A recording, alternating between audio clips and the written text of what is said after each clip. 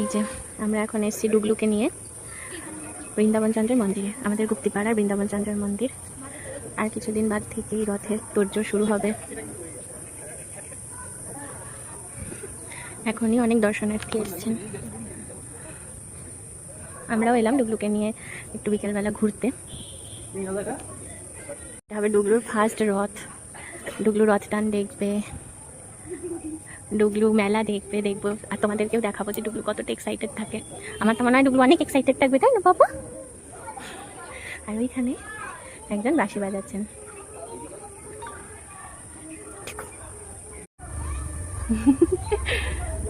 কেমন লাগছে ডুগলুকে? বাহ, খুব সুন্দর লাগছে তো। বিকেলবেলার এই মনোরম পরিবেশ, তার মধ্যে এই বাঁশির সুর দারুণ লাগছে না? আমরা তো বিকেলটা এভাবেই এনজয় করছি।